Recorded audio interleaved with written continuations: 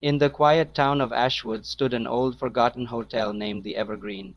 Its peeling wallpaper and creaky floors whispered tales of decades past. But among all its rooms, room 104 was the one everyone avoided.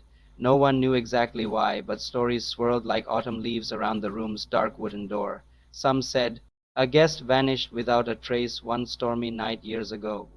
Others claimed the room was cursed, that those who stayed there felt watched, unseen eyes lurking in the shadows.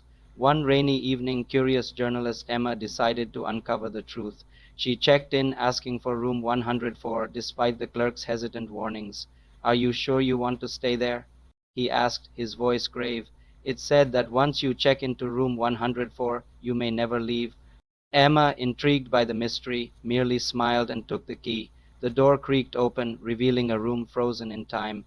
An old typewriter sat on a dusty desk, its keys clacking softly as if inviting her to write.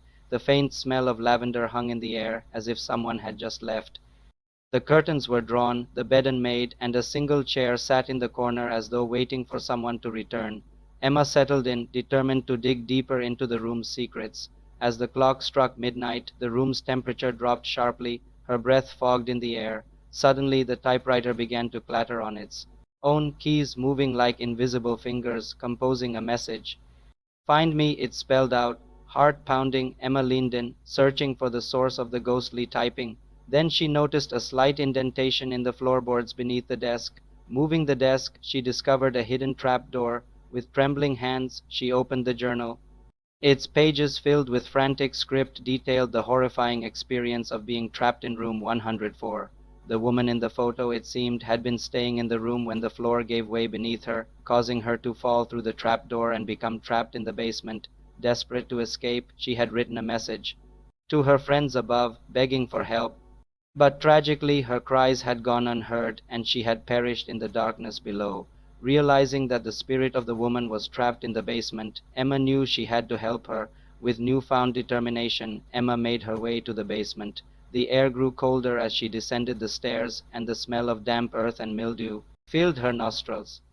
The flickering light revealed a small dusty room with a single rickety chair in the middle.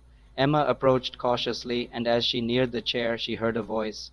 It was the voice of the woman from the journal. She was here, trapped in this room for all these years. She had become one with the shadows.